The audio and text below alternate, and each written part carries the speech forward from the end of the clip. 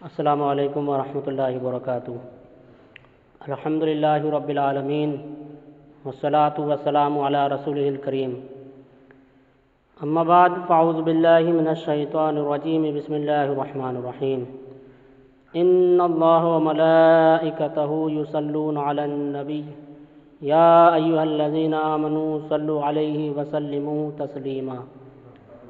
اللہم صلی علی سیدنا و مولانا محمد مبارک وسلم، صلو علیہ صلاۃ و سلام علیک یا رسول اللہ صلی اللہ تعالی علیہ وآلہ وسلم۔ ایسا تجھے خالق نے طرح دار بنایا، ایسا تجھے خالق نے طرح دار بنایا، یوسف کو تیرا طالب دیدار بنایا۔ اللہ بھی طالب ہے تیرا، جن و بشر بھی، اللہ بھی طالب ہے تیرا، جن و بشر بھی، ہے عرش تیرا، خلد بھی، اللہ کا گھر بھی۔ چہرہ ہے تیرا آئینہ حسن الہی، دیکھے تیرا جلوہ تڑپ جائے نظر بھی۔ ہم سوئے حشر چلیں گے شہ ابرار کے ساتھ، قافلہ ہوگا ربا قافلہ سالار کے ساتھ۔ یہ تو طیبہ کی محبت کا اثر ہے، ورنہ کون روتا ہے لپٹ کر در و دیوار کے ساتھ۔ آئیے ایک مرتبہ اور ہم اپنے پیارے آقا و مولا سرور کائنات سرور انبیاء صلی اللہ تعالیٰ علیہ وسلم کی بارگاہ میں درود پاک پڑھ لیں۔ اللہم صلی علی سیدنا و مولانا محمد مبارک وسلم، صلو علیہ صلاۃ و سلام علیک یا رسول اللہ صلی اللہ تعالیٰ علیہ وسلم۔ ہم ایسے پیارے اچھے سونے محبوب پر درود پاک پڑھ رہے ہیں جن کی نظر وہ نظر ہے کہ جس طرف اٹھ جائے تو کرم ہی کرم ہے۔ اعلیٰ حضرت فرماتے ہیں، جس طرف اٹھ گئی دم میں دم آ گیا، اس نگاہ عنایت پہ لاکھوں سلام۔ جن کے کان مبارک ایسے ہیں، ایسی عظمت والے ہیں کہ ہم یہاں سے اپنے پیارے آقا کو پکارتے ہیں، وہ وہاں سے ہمیں سنتے ہیں۔ اعلیٰ حضرت فرماتے ہیں، دور و نزدیک کے سننے والے وہ کان، کان لالے کرامت پہ لاکھوں سلام۔ جن کا مژدہ ایسا مژدہ ہے، وہ دسوں جن کو جنت کا مژدہ ملا، اس مبارک جماعت پہ لاکھوں سلام۔ تو جس جماعت کو وہ مژدہ نصیب ہوتا ہے، اس جماعت پہ بھی لاکھوں سلام ہو جاتے ہیں۔ اور جن کی ہنسی مبارک، جن کا مسکرانا ایسا محبوب ہے، جس کی تسکین سے روتے ہوئے ہنس پڑے، اس تبسم کی عادت پہ لاکھوں سلام۔ جن کی مانگ ایسی محبوب ہے، لیلۃ القدر میں مطلع الفجر حق، مانگ کی استقامت پہ لاکھوں سلام۔ تو اتنے پیارے، اتنے محبوب آقا و مولا پر ہم درود پڑھتے ہیں، اس میں سرکار کے نہ کوئی فائدہ ہے، نہ سرکار کی ہمارے درود پڑھنے کی وجہ سے عظمت بلند ہوتی ہے، بلکہ ہم حضور پر درود پڑھتے ہیں تو ہمارے درود پڑھنے کی وجہ سے ہماری اپنی قسمت بلند ہو جاتی ہے، ہماری اپنی قسمتیں جگمگا جاتی ہیں۔ آپ تمامی حضرات دیکھتے ہیں، یہ گھروں میں، مسجدوں میں، سب جگہ مکھی ہوتی ہے۔ یہ ایک چھوٹی سی مکھی 6 فٹ لمبے انسان کو پریشان کر دیتی ہے۔ کبھی آنکھ میں چلی جاتی ہے، کبھی کان میں گھستی ہے، کبھی ناک میں چلی جاتی ہے، کبھی منہ کے قریب ہوتی ہے، حتیٰ کہ اگر پریشان کرنے پر آ جائے تو انسان کو بری طریقے سے پریشان کر دیتی ہے۔ ہم ادھر ادھر ہاتھ مارتے رہتے ہیں، چھٹپٹاتے رہتے ہیں، لیکن اس کا قد اتنا لمبا چوڑا بھی نہیں کہ یوں ڈنڈا اٹھایا اور پٹک کے مار دیا۔ بہرحال یہ چھوٹی سی مکھی انسان کو پریشان کر کے رکھ دیتی ہے۔ ہوگا کیا کہ مرنے کے بعد جب جہنمی جہنم میں چلے جائیں گے تو چونکہ جہنمی جہنم کی آگ سے تو پریشان ہوں گے ہی، لیکن ان کے اوپر ایک مکھی اور مسلط کر دی جائے گی تاکہ وہ آگ سے بھی پریشان ہوں اور اس مکھی کی پریشانی سے بھی پریشان ہوں۔ لیکن کچھ وہ مکھیاں ہیں جو جہنم میں جائیں گی، لیکن ایک مکھی ایسی بھی ہے جو جہنم میں نہیں جائے گی۔ آخر وہ مکھی کون سی ہے؟ فرمایا گیا کہ وہ مکھی جو ہے وہ شہد کی مکھی ہے، اور شہد کی مکھی جہنم میں کیوں نہیں جائے گی؟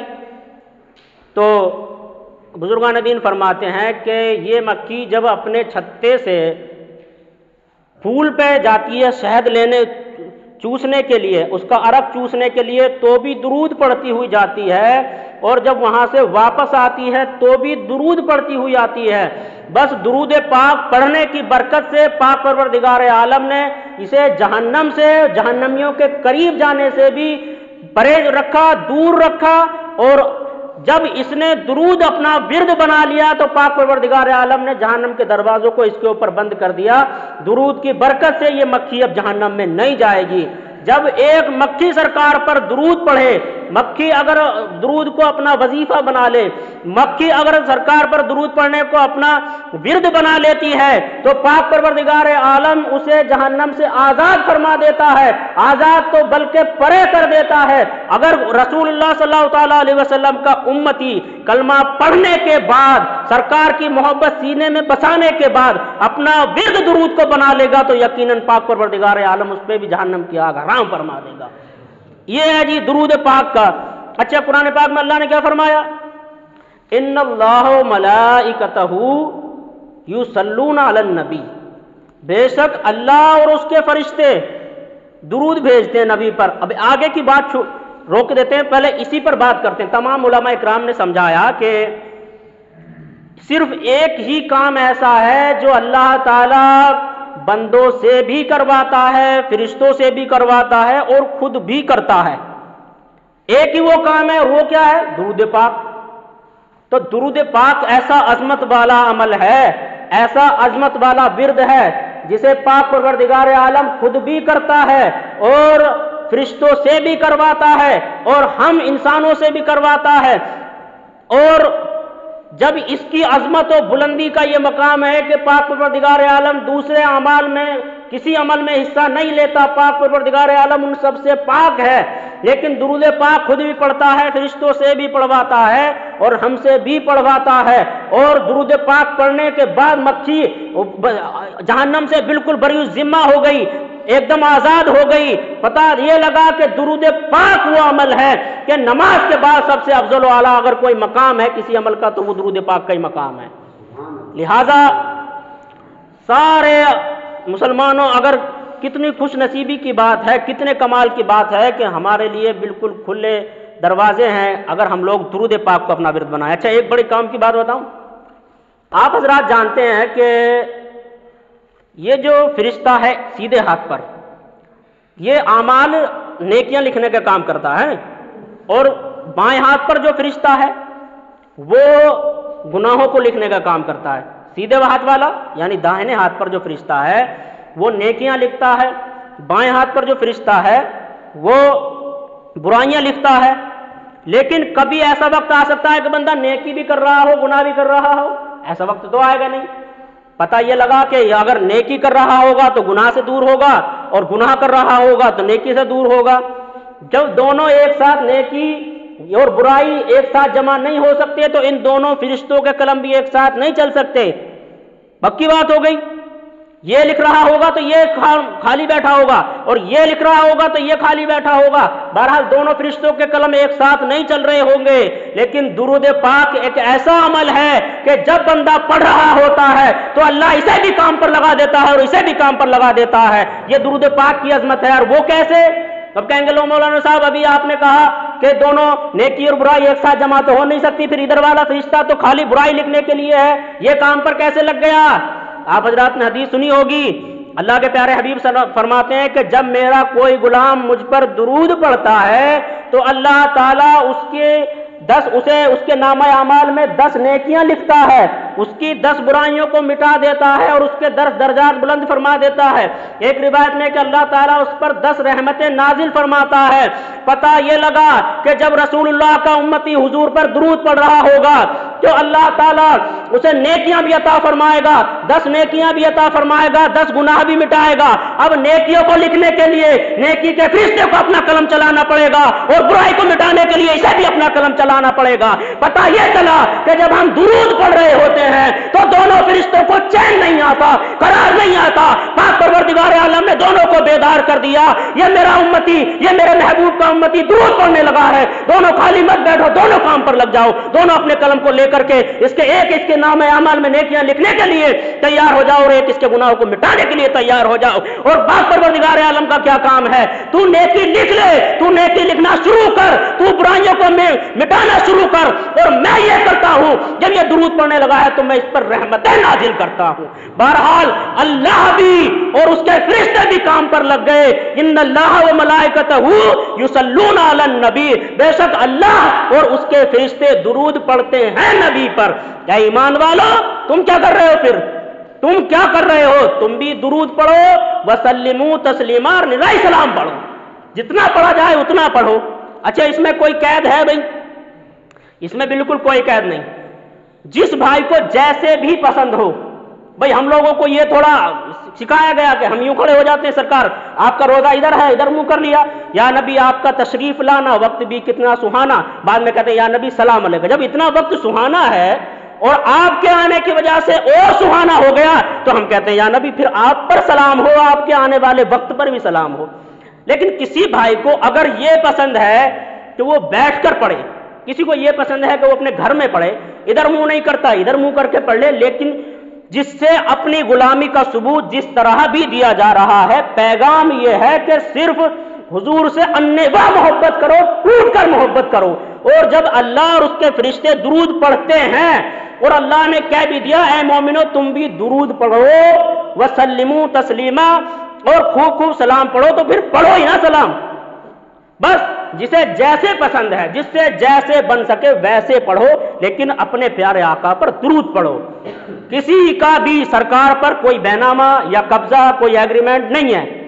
ہمارے پیارے آقا وما ارسلناک الا رحمۃ للعالمین, جب ان کی رحمتیں سب پر برس ہی رہی ہیں تو پھر رحمتیں بھی لوٹو. اور جب پاک پروردگار عالم ان کے صدقے میں سلام پڑھنے کی وجہ سے سب پر رحمتیں برسا ہی رہا ہے, تو آپ بھی سلام پڑھ پڑھ کے اپنی قسمتوں کو جگمگا لو. کسی کے لیے کوئی قید نہیں, کسی کے لیے کوئی بند نہیں, کسی کے لیے کوئی دروازہ بند نہیں.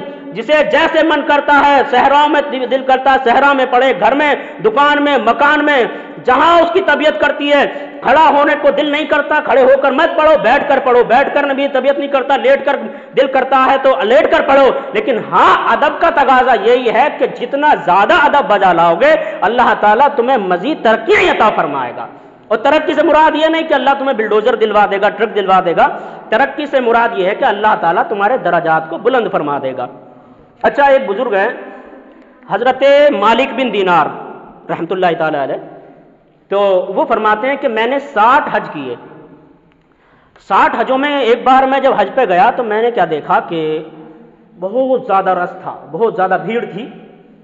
تو جب حج سے میں فارغ ہو گیا, میں نے پاک پروردگار عالم سے دعا کی کہ یا اللہ تعالیٰ اتنے سارے لوگ آئے ہیں اپنے گھروں کو چھوڑ کر کے, درہم و دینار خرچ کر کے, اپنا چین و سکون چھوڑ کے, یا اللہ کیا تم نے سب کا ہی حج قبول کر لیا؟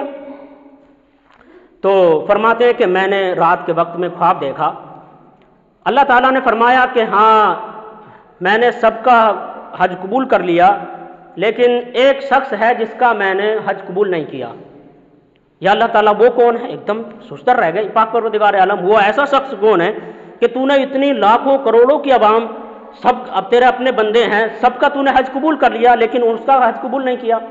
تو اللہ تعالیٰ نے فرمایا کہ وہ محمد بن ہارون بلخی ہے جس کا میں نے حج قبول نہیں کیا. انہیں بڑا تجسس ہوا اور ڈھونڈنے نکل پڑے. صبح میں تلاش کرتے کرتے جہاں بلخ شہر کے لوگ رہتے تھے وہاں پر پہنچ گئے. وہاں پہنچے تو بلخ جو الگ الگ خیمے لگے ہوئے ہوتے ہیں نا, آج بھی جیسے ہم جاتے ہیں تو ہندوستان کے ہمارے الگ رہائش ہوتی ہیں, پاکستان کی الگ ہوتی ہیں, مصر والوں کی الگ ہوتی ہیں, تو یہ پہچان کے لیے آسانی رہتی ہے. ایسے ہی بلخ سے جو آئے ہوئے لوگ تھے ان کے خیمے الگ لگے ہوئے تھے, یہ وہاں پر پہنچ گئے. انہوں نے پوچھا کہ یہاں پر کوئی محمد بن ہارون بلخی نام کا شخص ہے آپ کے ساتھ آیا ہے؟ لوگوں نے نام جانتے تھے. انہوں نے کہا کہ ہاں وہ تو بہت نیک آدمی ہے اور بڑے بھولے بھالے ہیں اور بڑے عابد و زاہد ہیں. راتوں میں رات کو قیام اللیل ہیں, سیام النہار ہیں, یعنی رات میں اللہ کی رات جو گزارتے ہیں وہ پاک پروردگار عالم کی بارگاہ میں کھڑے ہو کر گزارتے ہیں, اور دن جو گزارتے ہیں وہ روزے کے حالت میں گزارتے ہیں. تو فرمانے لگے کہ مجھے جو ہے میری یہ کشمکش اور بڑھ گئی کہ یار یہ لوگ کچھ اور ہی بتا رہے ہیں, نیک ہے, پرہیزگار ہے, ایسا ہے ویسا ہے, لیکن ادھر وہ بندہ پاک پروردگار عالم کی جانب سے حکم یہ ہے کہ حج قبول ہی نہیں ہوا، تو ملنے کی تڑپ اور بڑھ گئی۔ فرمانے لگے، لوگوں نے بتایا کہ ان کا خیمہ ہمارے ساتھ نہیں بلکہ تنہائی میں پہاڑوں کے پیچھے لگا ہوا ہے۔ فرماتے ہیں حضرت مالک بن دینار کہ یہ وہاں پہنچے پہاڑوں میں، خیمہ تلاش کرتے ہوئے پہنچ گئے، تو جب خیمے پر پہنچے تو کیا دیکھتے ہیں کہ انہوں نے جانماز بچھائی ہوئی ہے اور نماز میں مشغول ہیں۔ جیسے انہوں نے 2 رکعت دوگانہ ادا کرنے کے بعد میں سلام پھیرا تو انہوں نے حضرت مالک بن دینار نے کہا السلام علیکم ورحمۃ اللہ، تو انہوں نے سلام پھیرنے کے بعد کہا وعلیکم السلام یا مالک بن دینار۔ تو بڑا تعجب ہوا کہ یار بندے کی بصیرت اتنی تیز ہے، نظر اتنی اعلیٰ ہے، اور فرماتے ہیں کہ میں اس کے ہاتھ پیر دیکھ رہا تھا کہ اس کے ہاتھوں پر عبادت کثیرہ کا نور جھلک رہا تھا، چہرے پر پاک پروردگار عالم کی تجلیات کے انوار جھلک رہے تھے، اور واقعی لگتا تھا کہ کوئی رسول اللہ کا غلام بیٹھا ہوا ہے، اس کے خیمے میں واقعی نور کی بارش ہو رہی تھی۔ یہ سارے منظر دیکھ کر کے میرا دل اور تھوڑا سا تجسس بڑھ گیا، تو میں بیٹھ گیا پاس میں۔ میں نے کہا کہ تم، جیسے میں ان کے پاس بیٹھا تو وہ حضرت محمد بن ہارون بلخی کہنے لگے کہ رات آپ کو خواب آیا ہوگا کہ اللہ نے میرا حج قبول نہیں کیا۔ تو یہ اور پریشان ہو گئے، کہا یار آپ کی بصیرت اتنی تیز ہے، آپ کا نور چہرے سے جھلک رہا ہے، معیار اتنا اعلیٰ ہے، لوگوں کی زبان پر آپ کی تعریف و ثنا جاری ہے، مگر یہ بات کیا ہے؟ کہا کیا بتاؤں، ایک بہت لمبا زمانہ ہو گیا اور میں 24 حج کر چکا، ہر سال آتا ہوں، ہر سال اللہ کا کوئی ولی آتا ہے اور مجھے آ کر کے یہ پیغام دیتا ہے کہ اللہ نے سب کا حج قبول کر لیا، پھر تیرا ہی حج قبول نہیں کیا۔ تو اس سال بھی تمہیں یہی خواب آیا ہوگا کہ ہاں بات تو ٹھیک ہے۔ کہنے لگے کہ تو مجھے ماجرا بتا۔ حضرت مالک بن دینار نے کہا کہ پورا واقعہ بتا۔ کہنے لگے نہیں میں آپ کو نہیں بتاؤں گا، آپ ناراض ہو جائیں گے۔ کہا نہیں بتا، پھر بھی بتا۔ کہنے لگے کہ میں آپ کو بتاؤں گا آپ مجھ سے ناراض ہو جائیں گے، کہ میں پوچھ کر تو رہوں گا۔ فرمانے لگے کہ تو پھر سنو، میں اللہ نے مجھے مال و دولت سے نوازا تھا، دولت بہت زیادہ دی تھی، لیکن اس دولت کے نشے میں بس راہ سے بھٹک گیا اور پاک پروردگار عالم کے محبوب کے دیے ہوئے راستے کو، اس دین کو میں نے چھوڑ دیا اور شراب پینا شروع کر دی۔ بہرحال ایک دن نشے میں، شراب کے نشے میں گھر آیا، میری والدہ افطار کاٹ رہی تھی، رمضان کا مہینہ تھا، وہ افطاری تیار کر رہی تھی۔ میں نے ماں سے تیز آواز میں کہا کہ میرے لیے کھانا لا۔ تو ماں کہنے لگی کہ شرم کر، اگر تو خود روزہ نہیں رکھتا تو ہم لوگوں کا، روزہ داروں کا تو خیال کر، رمضان کے مہینے کا تو ادب کر۔ میں نے اتنا سنا، میں نشے میں تھا، میں نے اپنی ماں کے چہرے پر تماچا مار دیا، لیکن چونکہ افطار کے لیے کھانا بننا تھا، وہ تندور سلگا ہوا تھا، میری ماں تندور میں جا کر گر گئی، تندور بھڑک رہا تھا۔ میں نشے میں دھت جا کے اپنی چارپائی پہ لیٹ گیا، میری ماں اس میں سلگتی رہی، مرنے کے قریب تھی کہ لوگوں نے نکال لیا، لیکن جب تک مجھے صبح کو ہوش آیا، پتہ چلا کہ میری ماں کو جنازہ پڑھا کے لوگوں نے دفن کر دیا۔ میں نے لوگوں سے کہا کہ تم نے مجھے اطلاع کیوں نہیں کی، بتایا کیوں نہیں؟ لوگوں نے کہا کہ تیری ماں نے کہہ دیا تھا کہ میرے بیٹے کو میرا چہرہ مت دیکھنے دینا۔ بیوی کے کمرے میں گیا تو وہ بھی بیگ باندھ رہی تھی، وہ بھی جانے والی تھی۔ میں نے اس سے پوچھا تم کہاں چلی؟ کہا کہ جب تو ماں کا ہی نہ ہوا تو میرا کیا ہوگا، اس لیے میں بھی تو یہ چھوڑ کر کے جا رہی ہوں۔ کہا میں نے اس دن بس ایسی بجلی سی گری کہ میں نے اپنے اس ہاتھ کو کلاڑی سے کاٹ دیا، اور وہ دن ہے اور آج کا دن ہے، میں تائب ہو گیا، پاک پروردگار عالم کی بارگاہ میں روزانہ روتا ہوں، اسے روز راضی کرتا ہوں، مناتا ہوں، لیکن آواز جب حج پہ آتا ہوں اور کہتا ہوں لبیک اللہم لبیک لا شریک لک لبیک، تو اللہ تعالیٰ فرماتا لا لبیک، تو حاضر ہی نہیں ہے، تو حاضر ہی نہیں ہے۔ تو حضرت ابن دینار فرماتے ہیں کہ میں نے بھی اس کے چہرے پر تماچا مار دیا، اور میں جھڑک کے کہنے لگا کہ تو ماں کا اتنا بڑا گستاخ ہے، تیرے لیے تو یہی ہونا چاہیے تھا، اللہ نے تیرے ساتھ صحیح فرمایا۔ لیکن کیا ہوا کہ حضرت مالک بن دینار جب گھر پہ آ کر سوئے تو اللہ کے پیارے محبوب علیہ الصلوۃ والسلام خواب میں آئے، اور آپ نے حضرت مالک بن دینار پر شدت کے ساتھ فرمایا کہ تو نے اسے ناراض کر دیا، تو نے اسے غمگین کر دیا۔ تو میں نے عرض کیا کہ یا رسول اللہ صلی اللہ تعالیٰ علیہ وسلم، وہ تو ماں کا اتنا بڑا نافرمان ہے، اس کے ساتھ تو یہی ہونا چاہیے تھا۔ تو رسول اللہ نے فرمایا کہ اے مالک بن دینار، بے شک وہ ایسا ہے، لیکن کل قیامت کے دن اس کی ماں ہی اس کی بخشش کا ذریعہ بن جائے گی۔ تو فرمانے لگے کہ یا رسول اللہ وہ کیسے؟ کہا کہ جب کل قیامت کے دن میدان محشر بپا کر دیا جائے گا، اللہ کی بارگاہ میں اس کی ماں اپنا مقدمہ درج کرے گی کہ یہ وہ شخص ہے جسے میں نے 9 مہینے اپنے پیٹ میں پالا، اس کی پرورش کی، اسے اچھی طریقے سے پڑھایا لکھایا، لیکن یا اللہ اس نے میرے ساتھ کیا کیا کہ اس نے مجھے تندور میں دھکیل دیا۔ پاک پروردگار عالم اس سے قصاص چاہے گا، اللہ تعالیٰ اسے جہنم کے فرشتوں کو حکم دے گا کہ اسے گھسیٹ کر جہنم میں لے جاؤ، لیکن وہ پلٹ